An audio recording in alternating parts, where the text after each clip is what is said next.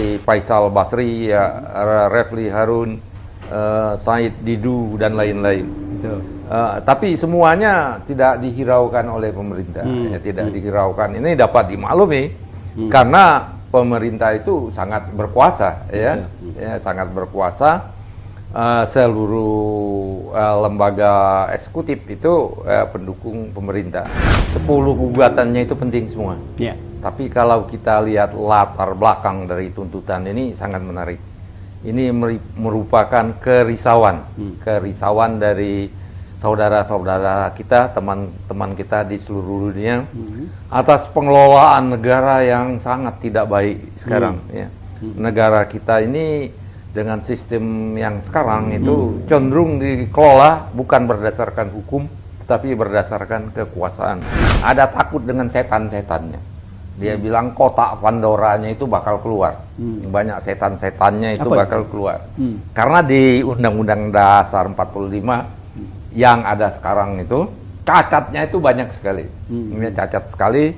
Dan di Undang-Undang Dasar aslinya juga cacatnya banyak sekali.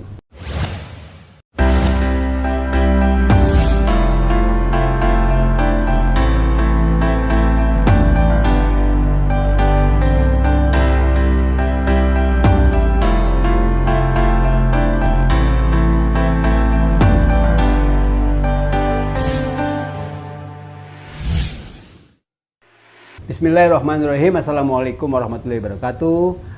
Pemirsa Partai Masyumi TV di rumah ataupun dimanapun berada, kami sangat senang berjumpa lagi pada sore hari ini. Kita akan membahas satu tema topik yang mungkin menjadi viral ya, beberapa hari ke depan, yaitu tentang yang kita sebut dengan manifesto politik dari Forum Tanah Air. Forum Tanah Air ini adalah organisasi ya, yang ada di Amerika dan juga ada di Indonesia.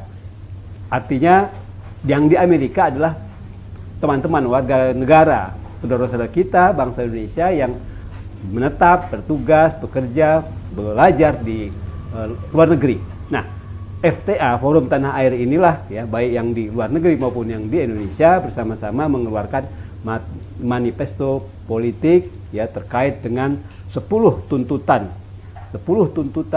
untuk perbaikan Indonesia ke depan. Nah, yang akan kita bahas nanti banyak hal ya. Dari 10 tuntutan ini tentunya tidak semuanya kita bisa bahas ya, ada beberapa hal yang mungkin nanti menarik ya. Kenapa? Karena pada sore hari ini di samping kanan saya ada Pak Almizan Ulfa ya. Jadi Pak Almizan Ulfa ini adalah ex pensiunan ya dari pejabat di Departemen Keuangan, ya ahli di bidang fiskal dan juga moneter tentunya, dan berkuliah di Amerika, ya, dapat magister, MSc di Amerika, dan pada hari ini mau mengomentari beberapa topik terkait dengan 10 tuntutan itu. Ya. Secara garis besar memang ada 4 klaster tuntutan daripada manifesto politik FTA ini, ya.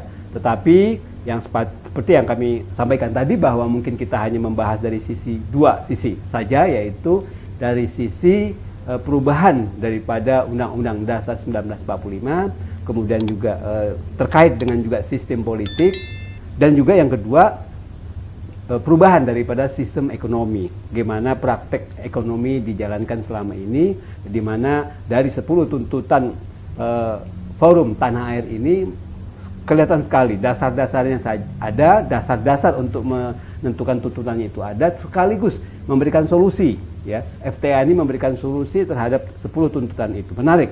Nah, nanti kita akan bahas dengan Pak Almizan. Udah lama nggak jumpa Pak Almizan Ulfa ya, ini tokoh senior dan tentunya juga berpengalaman di bidang birokrasi keuangan di pemerintahan, karena beliau juga selain pejabat juga peneliti di bidang anggaran dan juga di bidang fiskal.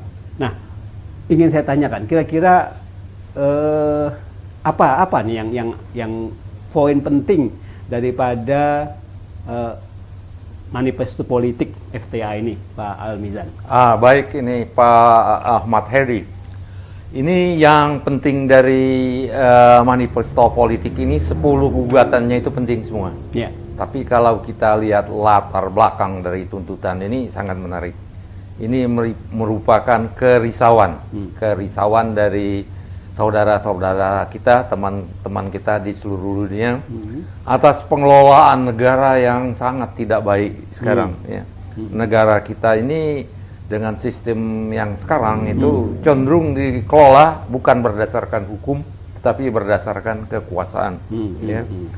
Misalnya menurut forum ini penerbitan Perpu Undang-Undang Cipta Kerja, ya, kemudian pemberhentian Hakim Aswanto, kemudian masalah revisi Undang-Undang KPK, ya.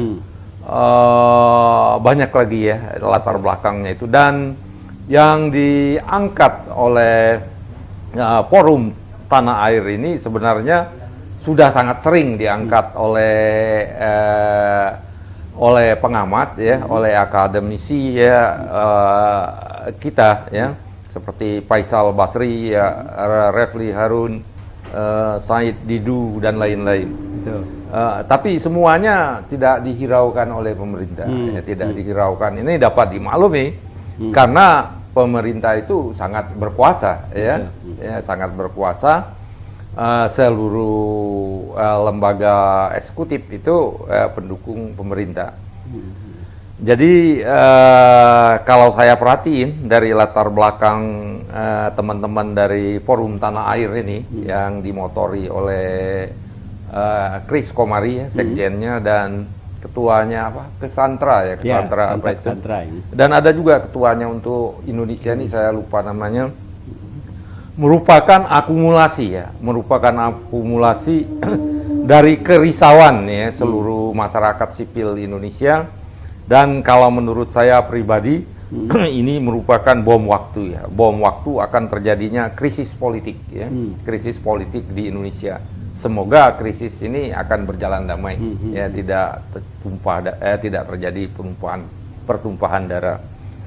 Nah, kira-kira sementara itu dulu, ya, Mas Heri. Saya menarik nih kalau membaca daripada manifesto politik FTA ini, ya, kata-katanya menarik dalam rilis yang disampaikan ke publik, bahwasanya mengharapkan perubahan politik dan ekonomi dari para pejabat tinggi negara dan dari para wakil-wakil rakyat di pemerintahan, baik di lembaga eksekutif, legislatif, yudikatif, sudah tidak mungkin lagi bisa diharapkan. Sudah tidak mungkin lagi bisa. Betul sekali. Nah, itu gimana kira-kira? Saya sepakat, ya. Mereka tidak mempunyai insentif, ya, tidak mempunyai insentif atau motivasi untuk merubah. Karena dengan lingkungan sekarang, ya, sesuai dengan pernyataan FTA itu, pejabat-pejabat publik itu lebih cenderung untuk mempertahankan kekuasaan, mempertahan aset, ya, menambah aset lagi kesempatan untuk menghadapi pemilu yang akan datang, dan untuk kalau sedang tidak berkuasa lagi.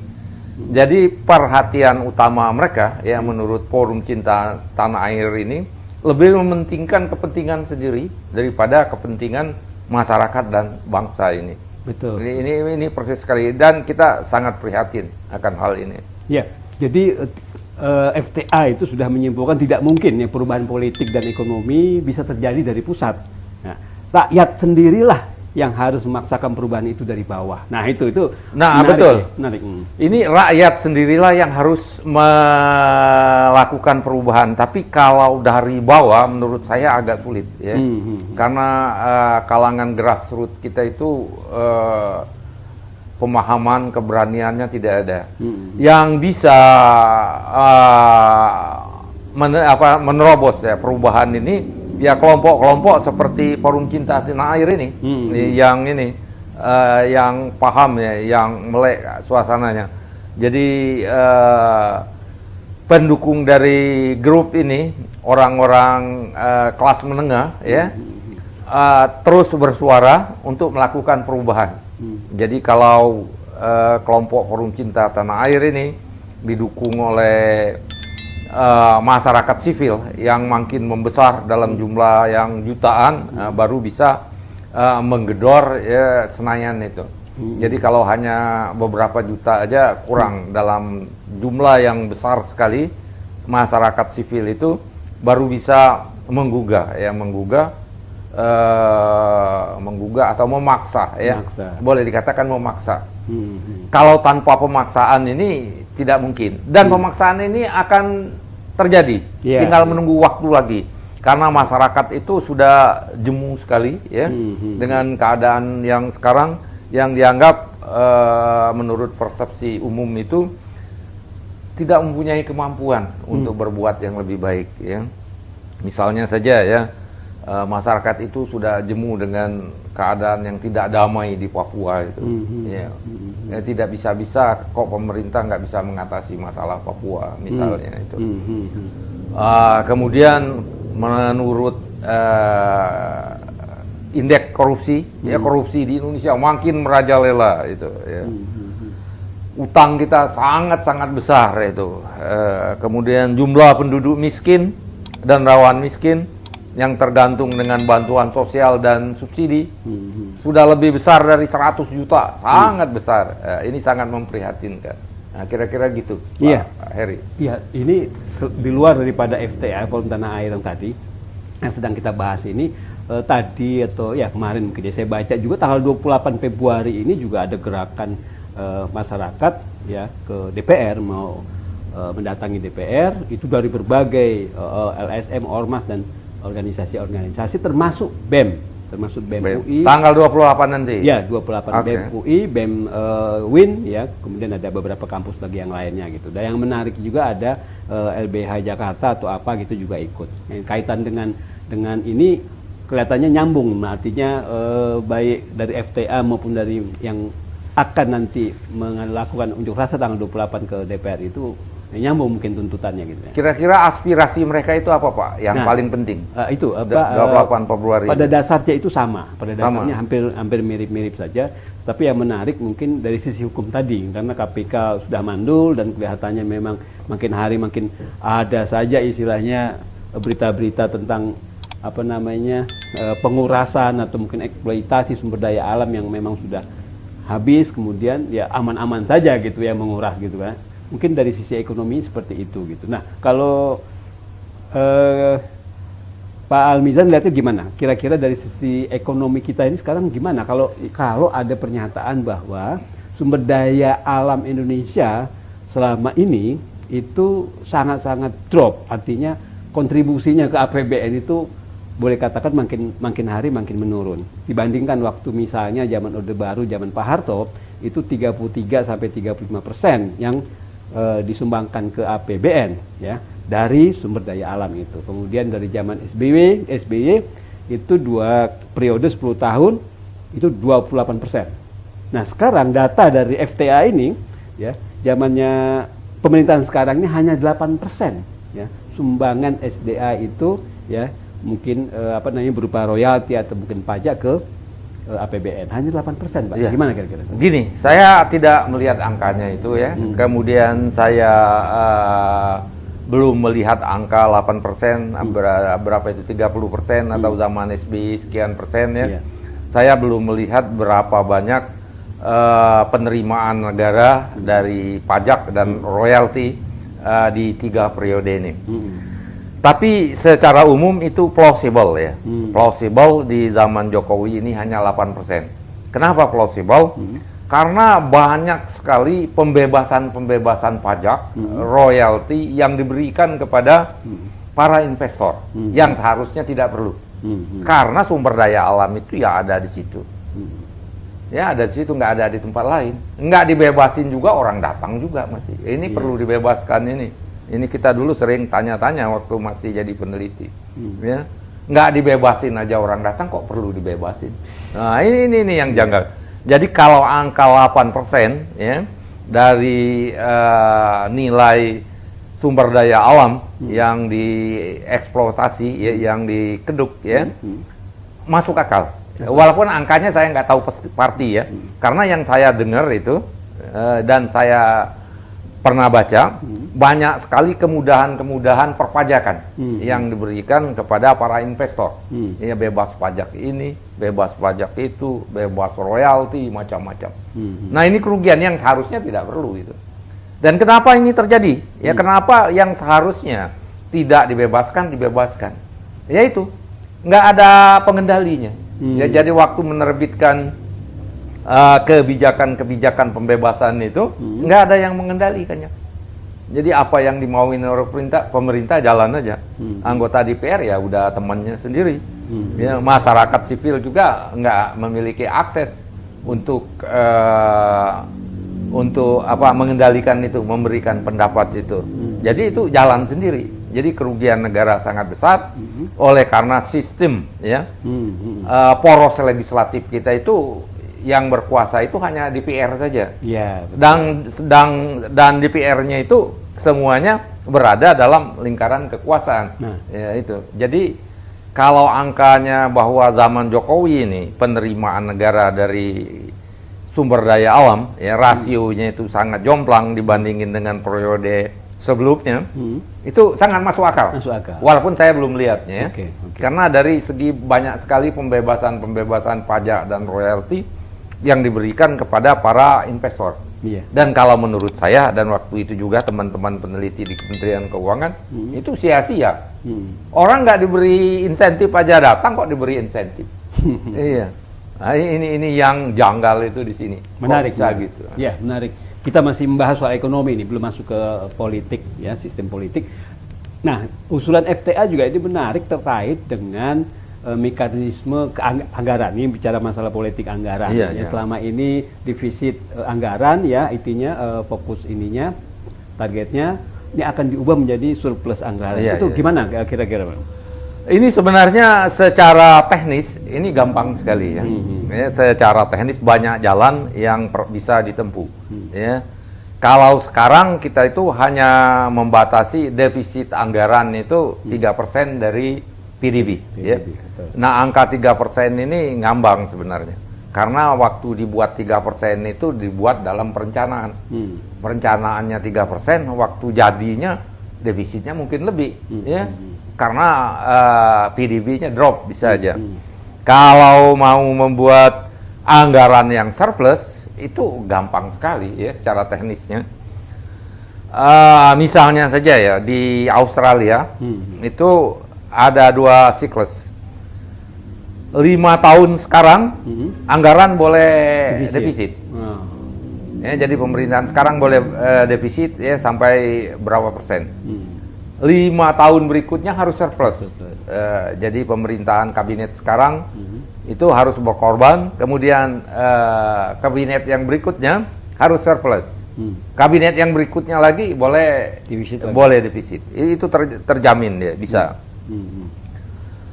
Kemudian supaya bisa surplus itu secara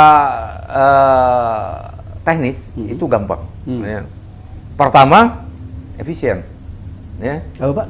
Efisien, lebih hemat, ya. Yang kedua, jual aset-aset yang nggak produktif, ya. Yang nggak berguna, yang hanya membebani. Sama kalau aset kita punya rumah yang nggak kepake, mobil yang nggak kepake, ya bayar pajaknya, jual aja. Nah, tapi yang paling gampang itu sebenarnya efisiensi. Belanja.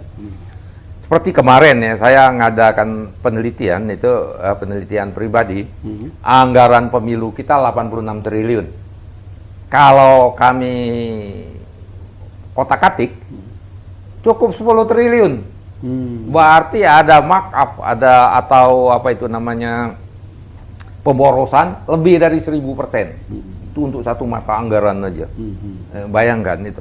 Nah sekarang ini mata anggaran kita kan banyak, ada ratusan. Kalau semuanya diefisien kan, itu kita nggak perlu utang sebenarnya. Tapi masalahnya kenapa? Kenapa nggak mau efisien? Ya jelas nggak mau orang. Saya juga kalau di situ nggak mau pengeluarannya itu kan lebih banyak terus. Betul. Iya. Daripada ngeluarin uang 10 triliun, enakan ngeluar 86 triliun kan. Bukan uang saya kan, dihabisin suka-sukanya. Tapi pertanyaan menarik terkait dengan anggaran pemilu tadi yang 86 dan 10 triliun perbandingannya itu, yang saya tahu memang honor untuk istilahnya penyelenggara yang ad hoc ya, dari tingkat kecamatan, kelurahan sampai di tingkat TPS itu dua lapis itu untuk pemilunya, untuk KPU-nya dan juga untuk Panwasnya gitu. Nah itu yang tahun ini dijanjikan dinaikkan yang untuk PPS karena problem tahun 2019 banyak yang meninggal karena kecapean apa semua.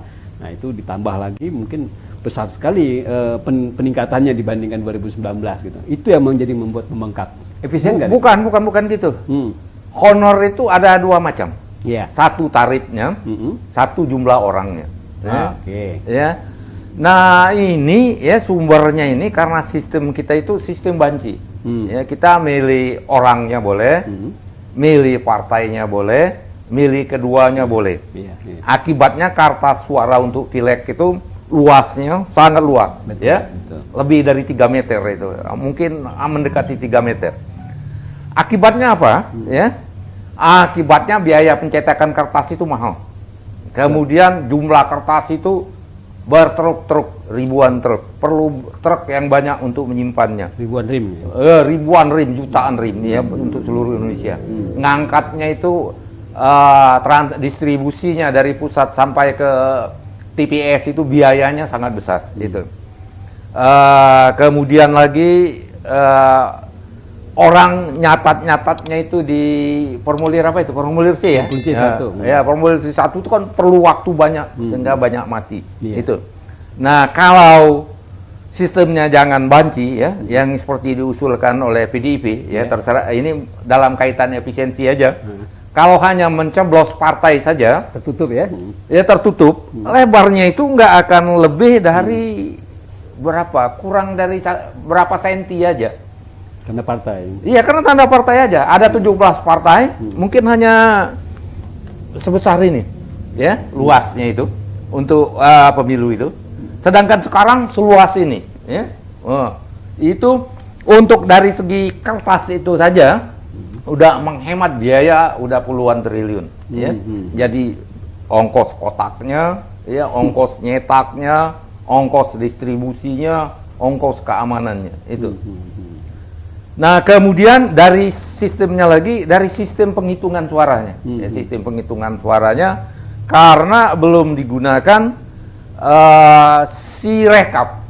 KPU sudah menerbitkan, sudah menghabiskan biaya yang miliaran untuk membangun sistem komputasi Sirekap, tapi tidak digunakan. Ya.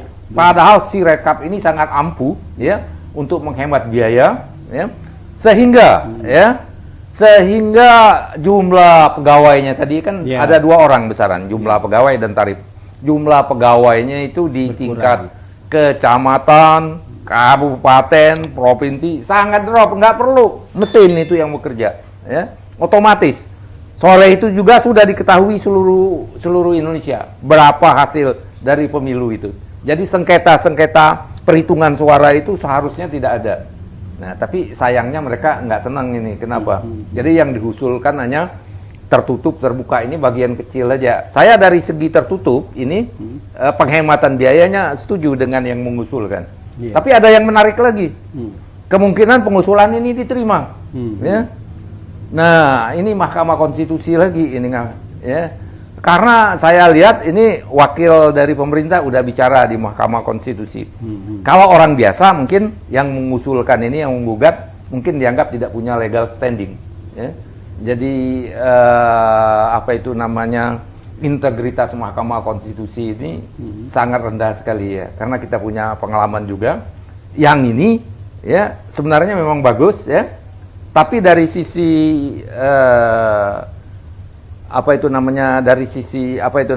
penilaian legal standingnya, kemungkinan orang yang menggugat ini seharusnya seperti kita dulu ditolak juga. Tapi orang ini kok bisa? Jadi siapa yang bisa, siapa yang mempunyai legal standing, siapa yang tidak punya legal standing, itu suka-sukanya Mahkamah Konstitusi sendiri. Ini buruk sekali, ya. Jadi nggak ada kepastian. Kira-kira gitu, Pak. Sip, itu masalah anggaran, masalah ekonomi ya. Ini sebelum kita tutup nanti sebentar lagi. Sekarang di bidang politik terkait dengan kembali ke Undang-Undang Dasar 1945.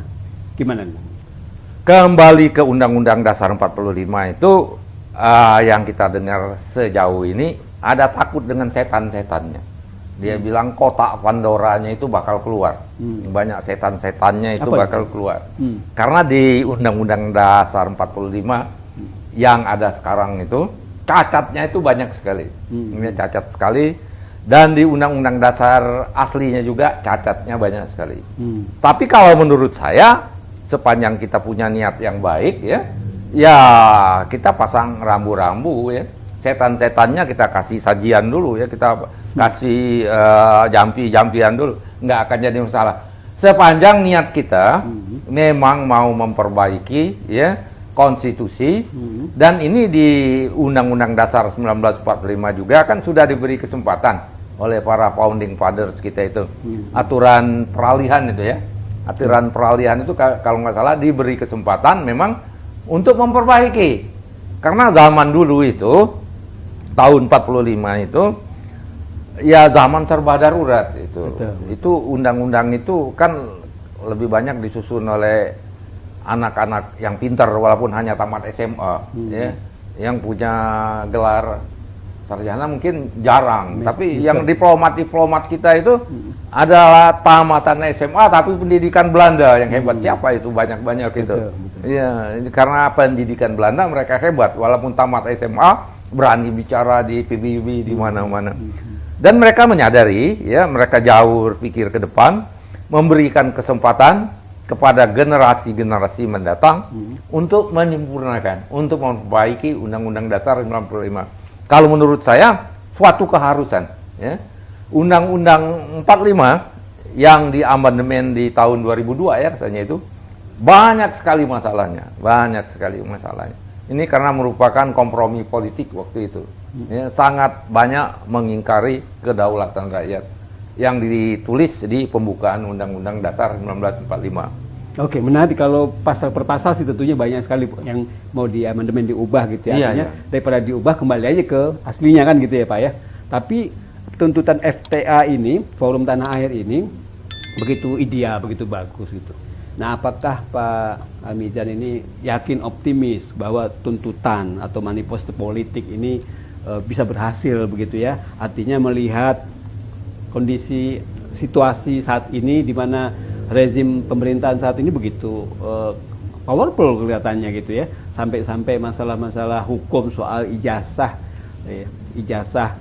Pak Jokowi saja itu kok bisa tidak ditindaklanjuti gitu. Hanya diminta untuk menunjukkan yang aslinya saja gitu, tidak ada kekuatan daripada penegak hukum ini untuk melakukan itu gitu. Nah, itu kan begitu, itu masalah yang sangat-sangat ini ya, saya kira nggak terlalu ini, tapi begitu kuat, begitu strong gitu ya, begitu powerful sekali gitu. Nah, apakah yakin dengan tuntutan FTA ini bisa jalan? Kalau tuntutan FTA ini dipenuhi, saya sangat kagum, ya, sangat kagum sekali ya kalau dipenuhi. Kalau saya mengatakan sangat kagum itu dengan kata lain yaitu sangat tidak mungkin dipenuhi, ya. Sangat tidak mungkin, atau yang lebih keras lagi mustahil, ya. Mustahil akan dipenuhi, ya, karena yang tadi yang sudah jelas-jelas misalnya pemberhentian hakim konstitusi itu jelas-jelas melanggar undang-undang dan konstitusi ya. Masalah yang sederhana ijazah palsu itu aja nggak ditindaki ya. Tuntutan masyarakat sipil yang lain yang bergelombang-gelombang yang mengenai Perpu itu juga tidak dilaksanakan, tidak diperhatikan. Karena mereka penguasa itu sangat berkuasa penuh. Jadi FTA ini menurut saya merupakan gerakan untuk merubah mindset masyarakat, kesadaran juga ya, membangun kesadarannya, membuka kesadaran masyarakat bahwa sistem pemerintahan kita ini banyak sekali cacatnya, banyak masalahnya, tidak sesuai dengan konstitusi ya, dan segala macamnya itu. Jadi walaupun demikian ya, diharapkan ini suara dari FTA ini terus bergema ya, diikutin oleh suara-suara lain ya, yang seperti tadi tanggal 28 Februari itu bakal ada penyampaian aspirasi ke DPR ya, kemudian lain-lain ya, diharapkan akademisi juga lebih banyak yang bersuara, yang selama ini diam, dan kemudian masyarakat sipil yang lain, yang seperti kita ini lebih sering bersuara untuk mengajak masyarakat bersama-sama, ya, membangunkan pemerintah bahwa kekuasaan mutlak yang dipegang sekarang ini tidak akan bisa berjalan terus, tinggal menunggu waktunya untuk berubah. Nah, yang jadi masalah ketika terjadi perubahannya itu masyarakat sipil itu harus siap. Betul. Sehingga yang menggantikan itu nanti tidak meneruskan sistem yang lama. Ya, harus ada perubahan sistem yang baru. Ya, aku ingat kata Profesor Mahfud, sistemnya itu yang perlu diperbaiki. Ya, kalau kita rombak yang sekarang, sistem yang baru itu harus diperbaiki. Nah, tadi kita sempat ngobrol-ngobrol dengan beberapa teman ini, ya, dalam kaitannya dengan Pilpres sekarang. Siapapun capres terpilih, semuanya bakal susah. Semuanya bakal susah bergerak, karena semuanya dikendalikan oleh partai politik, ya, ya, koalisi partai politik dan partai politik yang pendukung lainnya. Kalau bahasa yang lebih gampang disebut itu ya oligarki lah, kira-kira sekitar itu. Ya, berarti oligarki itu memang yang istilahnya yang menjadi sorotan banyak pihak, dan termasuk FTA juga menyurut khusus tentang oligarki walaupun tidak spesifik di pernyataannya gitu ya. Oligarki ini ya memang sangat berkuasa, ya. Ya, sejak zaman Orde Baru sudah ada, sekarang tambah berkuasa. Jadi kalau kita mau memusuhi oligarki, ya, menurut saya terlalu berat. Yang dapat kita lakukan adalah berdamai dengan oligarki. Oligarki tetap berkuasa tapi dikurangi, ya, berikan sebagian kekuasaannya kepada masyarakat sipil. Dan ini harus dituntut, mereka nggak akan susah gitu aja. Sama waktu ratusan tahun yang lalu itu, raja-raja itu kan penguasa absolut, tapi rakyatnya terus berusaha untuk berdamai dengan raja, sehingga kekuasaan raja itu dikurangin sedikit, ya, terbentuknya monarki parlementer, ya, parlemen ini itu. Jadi rajanya tetap dihormati, tapi rajanya tidak bisa berbuat sewenang-wenang. Itu seperti di Inggris, ya, rajanya tetap dihormati. Di Belanda, di banyak negara tuh, Swedia, Malaysia kan betul. Masih United Kingdom Brunei, gitu. Brunei enggak ya? Iya, Brunei Tidak. Brunei enggak. Thailand yang jelas. Thailand itu. Jadi raja, nah yang lebih ini lagi Jepang, ya, Jepang itu.